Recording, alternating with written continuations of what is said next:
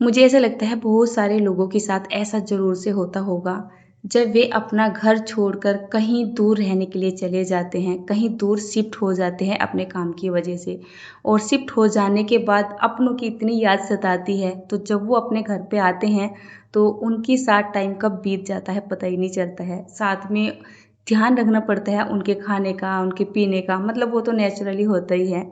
मेरे साथ भी ऐसा ही हो रहा है। 2 गेस्ट हैं, 2 बच्चे हैं, 2 अपने हैं जो अपने घर में आए हुए हैं और हर टाइम यही कोशिश रहती है कि उनको कुछ अच्छा-सा बना के खिला दूँ, लेकिन बना के ऐसा खिला दूँ जो आसानी से और जल्दी से बच जाए, ताकि उनके साथ हम थोड़ा-सा टाइम बिता लें और उनको खाने में पसंद भी आ जाए। आज शाम मेरा यही प्लान चल रहा था। बच्चे तो आए हुए थे, मैंने सोचा यहाँ पर आए हुए हैं, पता नहीं बाद में कब आएँगे, तो उनको यहाँ पे कहीं घुमा देते हैं, थोड़ी बहुत शॉपिंग करा देते हैं। लेकिन टाइम की कमी की वजह से मतलब बहुत मजबूरी सी बनती जा रही थी। तब मैंने डिसाइड किया कि शाम का खाना हम 8 बजे तक खा लेते हैं और 8 बजे के बाद उनको लेके निकल जाएँगे, क्योंकि यहाँ पर 10 बजे तक मार्केट जो है खुलती है।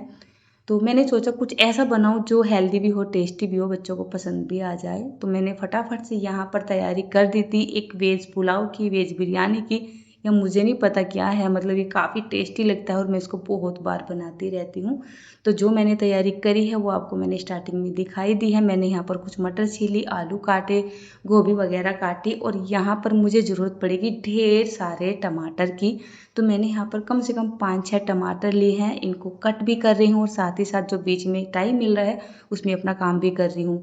चावल मैंने भिगो दिए थे, वैसे तो मैं यहाँ पे कैमरा लगाने वाली नहीं थी, इस रेसिपी को शूट करने वाली नहीं थी, बट ये इतनी टेस्टी बनती है और साथ ही साथ हेल्दी भी बनती है, तो मैंने रेसिपी को थोड़ा शॉर्टकट में कैप्चर कर लिया और आप सभी के साथ शेयर कर दिया। तो सिंपली पहले मैंने यहाँ पर चावल का पानी रखा था। सबसे पहले तो मैंने चावल भिगो दिए थे 10-15 मिनट के लिए, जो कि बासमती के चावल थे। फिर इधर पानी रख दिया था ताकि ये उबल जाए और बीच में मैंने सब्जियां कट कर ली थी। साथ ही साथ मैंने यहाँ पर मिनी सोया बड़ी ले ली थी जिनको भिगो दिया था। जो छोटे वाली सोया बड़ी होती है 5-7 मिनट में फूल जाती है और अच्छे से भीग जाती है। तो फाइनली मैंने यहाँ पर सब्जियों को काट लिया है, इनको धो भी लिया है, टमाटर भी काट लिए हैं और जो सोया बड़ी थी उनको भी तैयार कर लिया है। और यहाँ पर चावल जो है इनमें भी उबाल आ रहा है। वैसे मेरा मन में चल रहा था कि इसको मैं 2 तरीके से बनाती हूँ, लेकिन जो मेरा दूसरा तरीका था उसमें थोड़ा टाइम लगने वाला था। फिर मैंने सोचा इस तरीके से बनाती हूँ। मतलब एक साइड में पहले मैंने चावल को उबाल लिया और जब तक चावल उबले मैंने यहाँ पर आधे से ज़्यादा तैयारी कर दी थी। तो इधर उबल रहे हैं अपने चावल, दूसरी साइड मैंने यहाँ पर रख दी है कढ़ाई। कढ़ाई में डाला है तेल। इस रेसिपी में तेल थोड़ा सा ज़्यादा ही जाता है क्योंकि जो हमारी सब्जियां है ना वो फ्राई होती हैं। तो सबसे पहले मैंने यहाँ पर डाल दी है ये कटी हुई गोभी। तो गोभी को पकने में थोड़ा सा ज़्यादा टाइम लगेगा, तो कम से कम 1 मिनट तक हम इस गोभी को गैस का फ्लेम एकदम हाई करते हुए पका लेते हैं, चला लेते हैं। इसके बाद यहाँ पर कटे हुए आलू डाल देते हैं। आलू और गोभी जल्दी से सॉफ्ट हो जाए और जल्दी से पक जाए, इसके लिए मैंने यहाँ पर नमक डाल दिया है। तो इस सब्जी को फ्राई करने में या फिर इसको पकाने में कम से कम 7-8 मिनट का टाइम लग जाएगा। साइड में यहाँ पर आप देख सकते हैं जो चावल है उसमें भी बहुत ही जल्दी से उबाला आ रहा है। ये रेसिपी मेरी जल्दी से बन जाए इसी वजह से मैंने चावल को अलग से उबाल लिया था। अगर आपके पास टाइम हो तो आप सिंपली रूटीन में इस रेसिपी को लेके चलिए। मतलब जैसे मैं पहले सब्जी को फ्राई कर रही हूँ, आराम से आप सब्जी को फ्राई कीजिए, उसके बाद में तड़का वगैरह लगाइए, सिंपली जैसे बिरयानी में या पुलाव में लगा लेते हैं। बट ये रेसिपी इस तरीके से बहुत अच्छी बन जाती है और एकदम खिली खिली बनती है और जल्दी से बन जाती है। तो ये मेथड भी एकदम परफेक्ट है।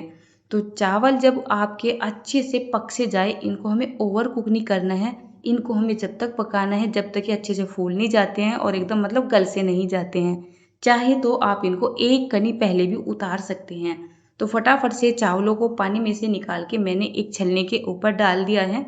चावल बहुत ज़्यादा हो गए थे और ये जो चावल है ना ये बासमती के चावल हैं। गाँव से जब मैं सामान लेके आई थी, जब हम यहाँ पे शिफ्ट हुए थे, तो ये चावल हमारे राशन में जाया करते थे लोकल गाँव से। तो ये इतने अच्छे चावल हैं कि ये अपने साइज में 4 गुना ज़्यादा बड़े हो जाते हैं और बहुत ही ज़्यादा स्वादिष्ट भी लगते हैं। मैंने बहुत थोड़े से चावल भिगोए थे और जब ये बनने लगे ना तो ये भगोने से बाहर आ के जा रहे थे। तो कुछ चावल तो मैंने निकाल लिए थे सिंपली उस स्टेनर में और बाकी के जो चावल बच गए थे उनका मैं पानी इस तरीके से निकाल रही हूँ। आप ये भगोना देख रहे हैं, ये स्पेशल मैंने चावल मतलब बनाने के लिए ही लिया था, क्योंकि मेरे घर में पानी निकालने वाले चावल ज़्यादा बनाए जाते हैं। मंड मार चावल बहुत कम बनाए जाते हैं क्योंकि हम चावल वगैरह ज़्यादा खाते हैं। सब्जियों को पकाते पकाते करीब करीब 8 क्या 10 मिनट का टाइम हो चुका है, क्योंकि बीच बीच में मुझे जितना टाइम मिला था मैं अपना बाकी का काम भी करती जा रही थी। तो आपको एंड टाइम ये देख लेना है, आपके आलू और जो गोभी है ना वो अच्छे से गल जाने चाहिए। इसके बाद मतलब जैसे गल जाएंगे और आप इन सब्जियों को इस कढ़ाई के अंदर से निकाल लोगे ना, तो इसके बाद इन सब्जियों को पकाने का टाइम नहीं मिलेगा, ये केवल हमें मिक्स ही करनी पड़ेगी। तो आलू और गोभी को आपको अच्छे से यहीं पे पका लेना है जब तक इनका कलर सुनहरा नहीं हो जाता है, या फिर आप चेक कर लीजिए आपकी सब्जी अच्छे से नहीं गल जाती है तो तुरंत ही इनको निकाल देना है एक बर्तन में। इसके बाद ये जो मिनी सोया बड़ी हैं ये तो मेरे बच्चों को बहुत ज़्यादा पसंद आ रही हैं, ये भी बहुत ही अच्छे से फूल चुकी थी। इन सोया बड़ी को पानी के अंदर से निकालना है और मुट्ठी को टाइट करके दबा देना है ताकि इनका जो पानी होता है ना वो सारा का सारा निकल जाए, और बस तेल के अंदर डाल देना है। तेल के अंदर डालने के बाद करीब इनको 2 मिनट के लिए फ्राई कर लेना है। इनको फ्राई करने में ज़्यादा टाइम नहीं लगता है। अगर आप यहाँ पर मोटे वाली बड़ी को जो है मतलब इस्तेमाल कर रहे हो तो उसको फूलने में और पकने में मतलब थोड़ा सा ज़्यादा ही टाइम लगता है, लेकिन इस तरीके की जब रेसिपियाँ बनाई जाती हैं ना तो मिनी सोया बड़ी का इस्तेमाल किया कीजिए, ज़्यादा अच्छी लगती है। मतलब क्वांटिटी इनकी ज़्यादा दिखाई देती है और हर चम्मच में आ जाती है। सोया बड़ी आप अपने हिसाब से कम ज़्यादा रख सकते हो। इसके बाद जो बचा हुआ तेल है इसी में डाल देते हैं जीरा, और जीरे के साथ साथ हम यहाँ पर डाल देते हैं कुछ हरी मिर्च। आप अपने घर में लहसुन प्याज वगैरह खा लेते हो तो आप यहाँ पर प्याज को ज़रूर से फ्राई कीजिएगा, इसका टेस्ट और भी ज़्यादा बढ़ जाता है। जब कभी हम लहसुन प्याज खाते थे तो मैं यहाँ पर ढेर सारी प्याज डाल के इसको बनाती थी, बट अब खाते नहीं है तो मन भी नहीं करता है खाने का और मन मानता भी नहीं है ना।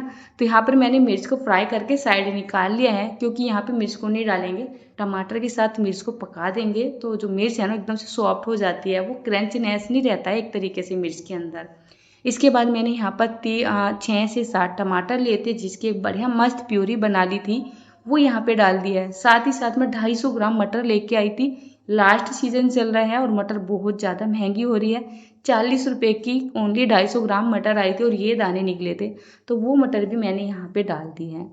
इसके बाद यहाँ पर बेसिकली कुछ मसाले डालते हैं, जिसमें हम डाल देंगे यहाँ पर बहुत थोड़ा सा हल्दी वाला पाउडर, टेस्ट के हिसाब से नमक डालेंगे।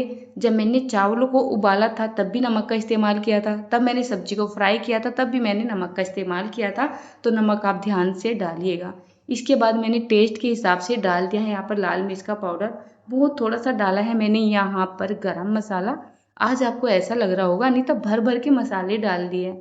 अब भर भर के मसाले तो डालूंगी ही क्योंकि ये बहुत ज़्यादा क्वांटिटी में बनने जा रहा है। मैंने यहाँ पे चाट मसाला डाला, थोड़ा सा हींग डाला, और यहाँ पर है मेरे पास करी पत्ता, काली मिर्च और इमली वाला पाउडर, जिसको मैंने ऑनलाइन परचेज़ किया था। इसके काफ़ी सारे कमेंट भी आ रहे थे, आपने ये मसाला कहाँ से मंगाया, इसका लिंक दे दीजिए। तो आज मैं डिस्क्रिप्शन में इसका लिंक ज़रूर से दे दूँगी, पिछली बार तो मैं भूल ही गई थी। तो देखिए काफ़ी सारी ये प्यूरी है, इसको हमें जब तक पकाना है जब तक जो ये प्यूरी है, ये मसाले हैं ना तेल नहीं छोड़ देते हैं और इनमें एक बढ़िया सी खुशबू बरकरार यानी बढ़िया सी खुशबू नहीं बन जाती है, जब तक हमें इन सभी मसालों को पकाना है। आपको बताऊं, वैसे तो मेरे पास घर पे गांव में बहुत बड़ी बड़ी कढ़ाइयाँ हैं, आप सभी जानते हैं, लेकिन मैं यहाँ पर ज़्यादा कढ़ाइयाँ वगैरह नहीं लेके आई थी क्योंकि हम किराए के घर में हैं। तो हम यहाँ पर ज़्यादा सामान नहीं लेके आए थे, एकदम गिनती का सामान लेके आए थे और मुझे ऐसा लगा था इन्हीं से बात बन जाएगी। लेकिन कभी ना कभी तो ऐसा हो जाता है कि हमें बड़े बर्तन की ज़रूरत पड़ ही जाती है। आज मेरी ये कढ़ाई छोटी रह गई थी क्योंकि खाने वाले हम 7-8 जने हो रहे थे, और जब साथ में रोटी नहीं बन रही है ना तब तो ये थोड़ी पड़ी जाती है। जब मसाले की ग्रेवी बहुत ही अच्छे से पक चुकी थी, मैंने यहाँ पे चावल डाले, फ्राई की गई सब्जियाँ डाली, मिर्च डाल दी और जो फ्राई की गई सोया बड़ी थी वो डाल दी। इसके बाद मैंने यहाँ पर एक नींबू को निचोड़ दिया। नींबू भी रखे रखे इतना ज़्यादा सूख सा चुका है कि इसमें जूस भी बहुत ही कम निकला है। अब हमें क्या करना है, हल्के से हाथों से चमचे को कढ़ाई की तली में डालना है और इसको बहुत ही हल्के से हाथों से उछालना है या फिर मिक्स करना है। ज़्यादा टाइट करके हम यहाँ पर चमचे को या स्पैचुला को नहीं चलाएंगे, नहीं तो हमारे जो चावल है ना वो सूख मतलब टूट जाएंगे।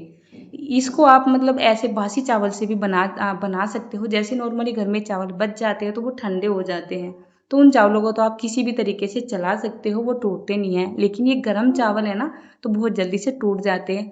हल्के से हाथों से चलाइए और ये लीजिए, आपकी जो बहुत ही ज़्यादा मस्त पुलाव या बिरयानी या एक टेस्टी फूड बनकर तैयार हो चुका है। इसको सर्व कर दीजिए आप अपनी पसंद की किसी भी चटनी के साथ, दही के साथ, चाय के साथ, खीरे के साथ, मिर्च के साथ, जैसे भी आप चाहो। अब ये मैंने सर्व तो कर दी है, लेकिन मैंने आपको बताया कि आज मेरे पास कढ़ाई छोटी पड़ गई थी और साथ ही साथ खाने वाले जने ज़्यादा थे, तो मैंने कुछ चावल बचा लिए थे। तो सबसे पहले मैंने रेसिपी को कंप्लीट किया और फिर उसके बाद मैंने जितने भी यहाँ पर चावल वगैरह बचे हुए थे ना, सारे चावल यहाँ पे डाल दिए और मसाले वगैरह मैंने पूरे चावल के पूरे खाने के हिसाब से डाल रखे थे, तो इनको भी मिक्स कर दिया। इनको मिक्स करने में काफ़ी दिक्कत आ रही थी, काफ़ी परेशानी हो रही थी। तो चलिए ढक देते हैं और इंतज़ार करते हैं खाने वाले कब खाएंगे।